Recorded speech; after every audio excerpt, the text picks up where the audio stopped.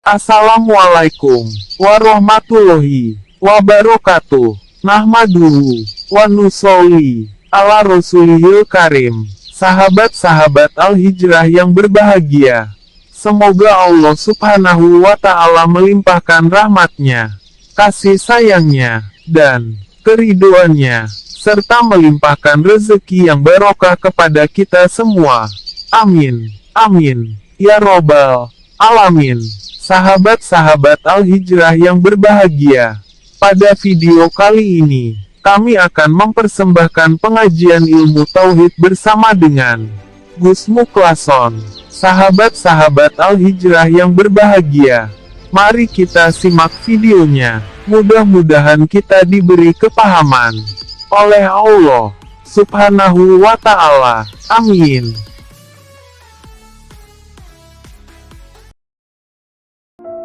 Kita di dunia ini ada kaitannya kebutuhan fisik, Pak.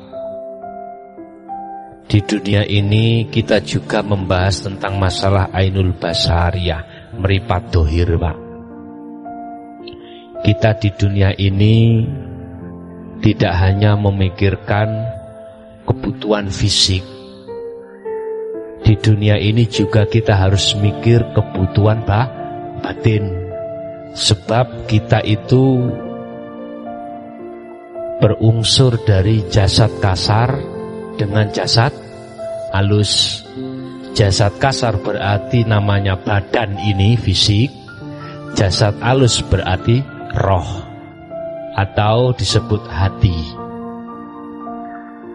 Kemanakah roh ini setelah meninggal dunia? Di situ sudah diterangkan di dalam hukum syariat, kita akan dipapak atau dihadang oleh masa di mana masa ini tidak ada batasnya. Kalau kita kembali pengertian inna lillahi wa inna ilaihi raji'un, dan kembali kepada Allah. Sudahkah roh ini tahu jalan, alamat, dan menuju Allah yang sebenarnya?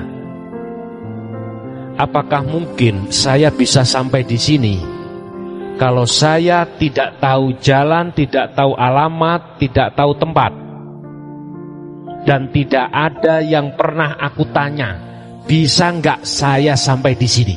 Tidak akan pernah bisa.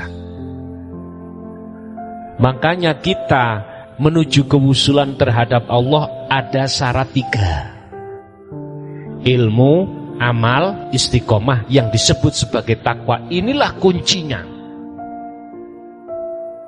Ilmu akan membahas tentang masalah 3 perkara.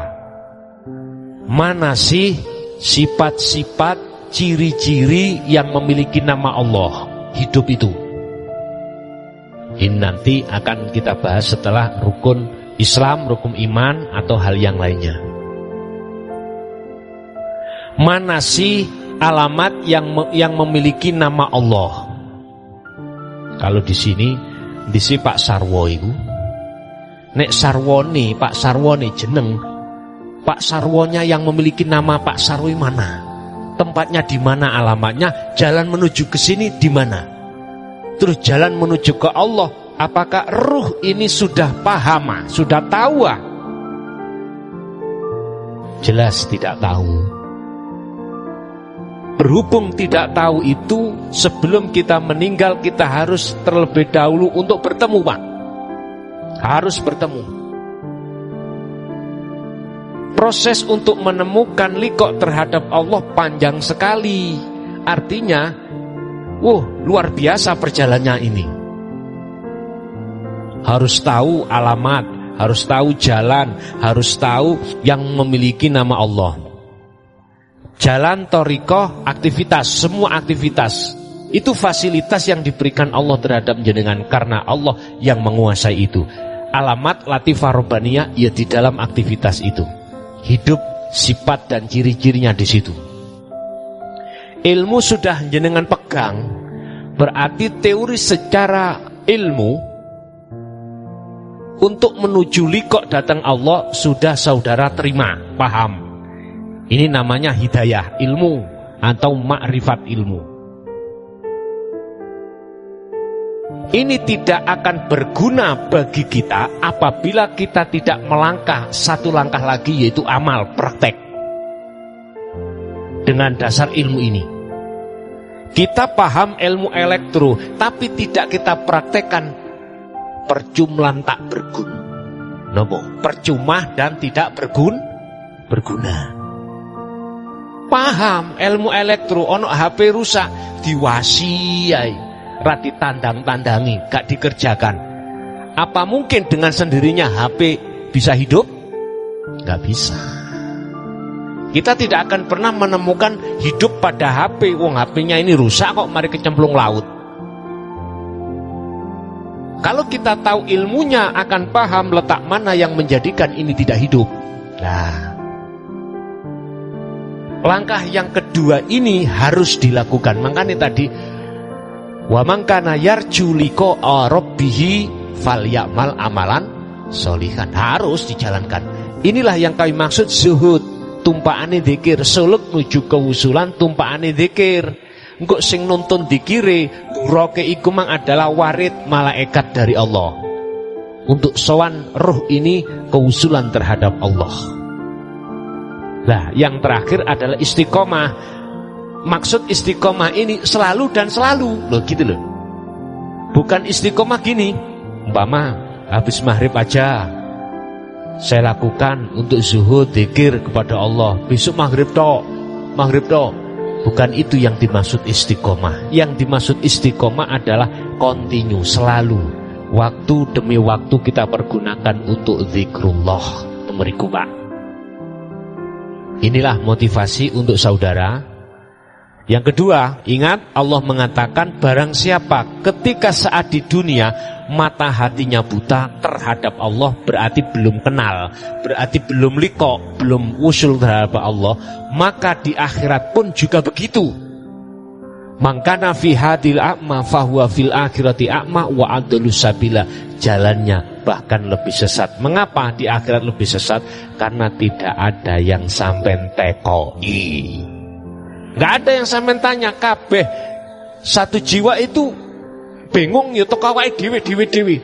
Makanya ada istilah besok itu kalau yaumul qiyamah datang, bapak wis gak kenal anak ya wis gak ngerti bapak, sampak wong meteng lahir gak kroso saking gupuwe, saking wedine tekone dina kiamat. Ini wa'dulus sabila, maksudnya jalannya lebih sesat itu kita belum ketemu Allah sudah kedaulat meninggal.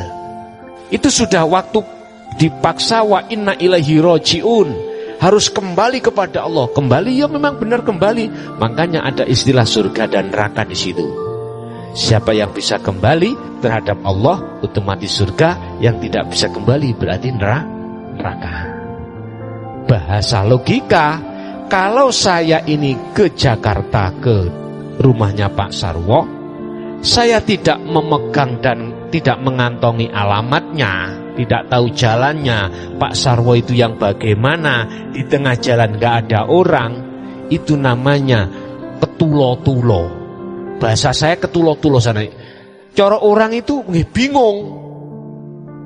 Arepe takon sopo? Mau bertanya-tanya siapa, gak ada yang kita tanya. Terus saya wajib harus sampai ke rumahnya Pak Sarwo.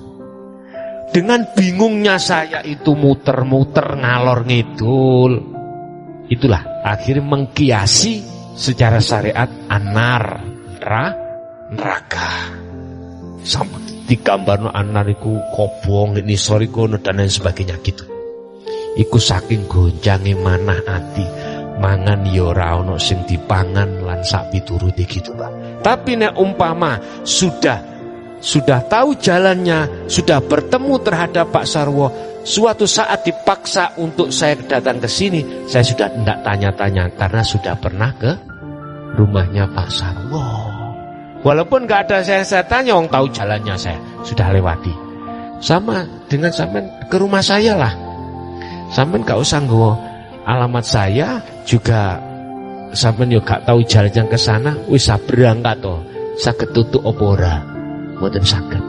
Di jalan tidak ada yang sampean tanya. Mumpung di dunia ini masih banyak teman kita, dekat kita. Sampean tanya terkait ke Allah bagaimana lah. Ini ada kesempatan yang baik bagi kita. Sehingga terakhir saya berpesan, tolong jangan mati dulu ya Pak Bu. Jangan mati dulu sebelum jenengan iki ketemu Allah. Lahumul Fatihah.